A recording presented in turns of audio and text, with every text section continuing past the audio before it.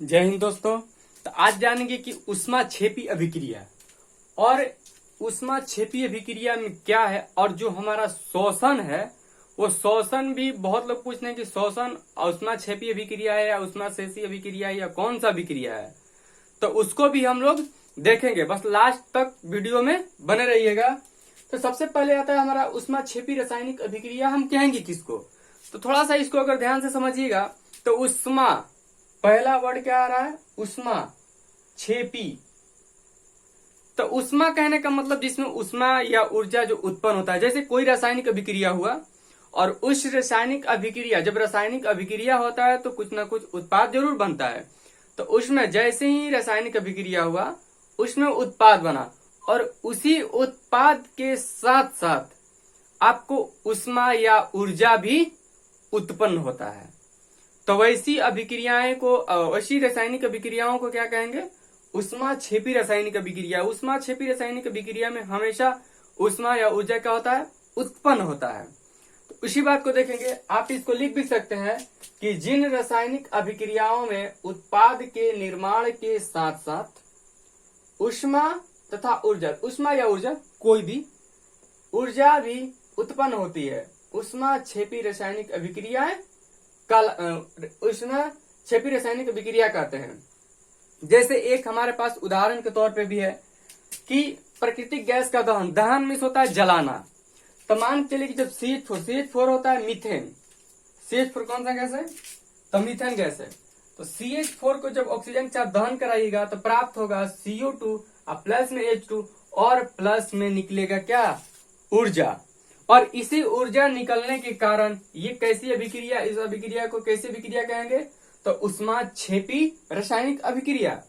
अब इस अभिक्रिया को आप देख रहे हैं समीकरण संतुलन नहीं लग रहा है क्योंकि यहाँ हाइड्रोजन 4 है और यहाँ पे हाइड्रोजन कितना है, 2। तो फटाफट इसको संतुलित किया जाए। 4 है तो इसको विचार कर ले। अब ऑक्सीजन इधर 2 और यहाँ पे 2, 4 और यहाँ पे 2, तो यहाँ 2 लगा दी, 4 हो गया। कार्बन भी 1, ऑक्सीजन 4 और हाइड्रोजन 4 और यहाँ 2, हाइड्रोजन 4 हो गया। और इसी तो पूर्णांक में केवल उसी से O में गुणा होगा, इसमें नहीं। तो 2O और यहाँ 2O, तो 4 गो O हो गया और यहाँ पे 4 गो, यानी कि ये संतुलन हो गया। तो चलिए, तो यही क्या है हमारा ऊष्माक्षेपी रासायनिक अभिक्रिया। तो अब आपको समझ में आ गया होगा या नहीं भी आया है तो आप कमेंट कर सकते हैं कि अभी तक समझ में नहीं आया, तो फिर से एक वीडियो आपको बना के दे दिया जाएगा। जैसे कि ऊष्माक्षेपी रासायनिक अभिक्रिया एक बार और समझ लीजिए कि क्या है, कि जिसमें ऊष्मा या ऊर्जा उत्पन्न होता है। उत्पन्न कब होगा, जब कोई पदार्थ आपस में अभिक्रिया करेगा तभी क्या होता है, आपका ऊष्मा उसमें से निकलता है। जैसे कि हम अगर पानी को हीट करते हैं तो उसमें से ऊष्मा उत्पन्न होता है। और जैसे कि एक आएगा तुरंत अभी शोषण, शोषण में भी हमारा उसमें ऊर्जा निकलता है, अभी तुरंत बताएंगे। तो उसमें क्या होता है कि ऊष्मा निकलता है, ऊर्जा निकलता है, उस वजह से शोषण भी हमारा क्या है कि, चलिए बताते हैं तुरंत। अब पहले इस को उतार लीजिए, पहले इसको नोट कीजिए। चलिए इसको समझते हैं। श्वसन, श्वसन हमारा एक, पहले जान लीजिए कि श्वसन हमारा एक भी ऊष्माक्षेपी ही अभिक्रिया है, यानी कि श्वसन भी ऊष्माक्षेपी अभिक्रिया। अब ऊष्माक्षेपी अभिक्रिया ये किस तरह से है, इसको जरा समझिएगा। हम सभी को, आप लोग जानते हैं कि हम सारे जीवों को क्या चाहिए होता है, तो ऊर्जा। और हमें ये ऊर्जा कैसे मिलता है कि जब हम भोजन करते हैं तो हर एक खाद्य पदार्थ टुकड़ों में बढ़ जाता है, यानी कि टुकड़ा टुकड़ा टूट जाता है। तो यही जैसे कि हर खाद्य पदार्थ में क्या है, कहीं ना कहीं कार्बोहाइड्रेट, जैसे कि चावल, रोटी, ये सब में क्या है, कार्बोहाइड्रेट होता है। और यही कार्बोहाइड्रेट टूटकर ग्लूकोज में बदल जाता है। किस में बदल जाता है, तो ग्लूकोज में। और वही ग्लूकोज हमारे शरीर के सभी कोशिकाओं में क्या होता है, ऑक्सीजन, और इसी ऑक्सीजन के साथ मिलके और हमें ऊर्जा प्राप्त करता है, यानी कि हमें ऊर्जा देता है। और जिस वजह से हम क्या रहते हैं, हमेशा ऊर्जावान रहते हैं। और इसी कारण ये कौन सा अभिक्रिया हो जाता है, तो श्वसन हमारा एक ऊष्माक्षेपी अभिक्रिया हो जाता है। क्यों, क्योंकि आपको डेफिनेशन में ही बताया है कि जहां पर उत्पाद के रूप में कुछ भी उत्पाद बने और अगर उसके साथ ऊर्जा या उष्मा उत्पन्न हो रहा है तो समझ जाइए कि वो कौन सी अभिक्रिया है, तो उष्मा क्षेपी अभिक्रिया। तो यहाँ पे भी तो वही हुआ, ग्लूकोज अरे कार्बोहाइड्रेट टूट के ग्लूकोज बना, और ग्लूकोज कोशिकाओं में उपस्थित ऑक्सीजन के साथ मिलके और क्या बना दिया, वो ऊर्जा। वही से अभिक्रिया करके यानी ऑक्सीजन के साथ मिलके हमें ऊर्जा प्रदान कर रहा है। जैसे यहाँ उसकी रासायनिक अभिक्रियाएं देखिए, यही है हमारा ग्लूकोज,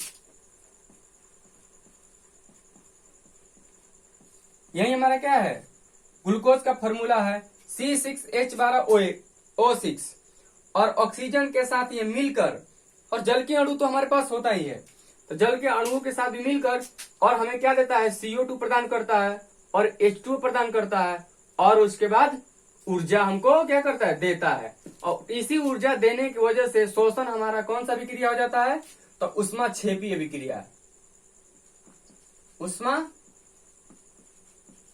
क्षेपी अभिक्रिया।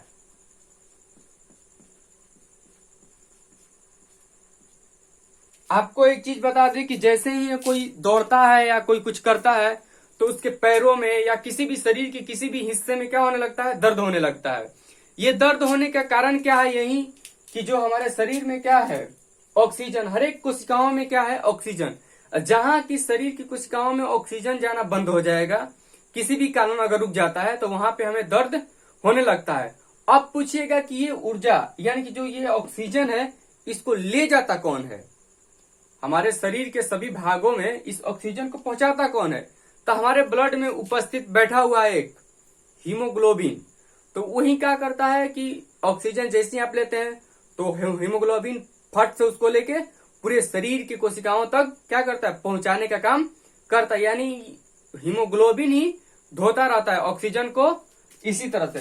तो इसीलिए अब ये जो ग्लूकोज है ऑक्सीजन के साथ मिलकर, अभी पता चल गया आपको कि सारे शरीर की कोशिकाओं में ऑक्सीजन उपस्थित है, तो उसी में से ऑक्सीजन लेके और ये हमें क्या देता है, ऊर्जा।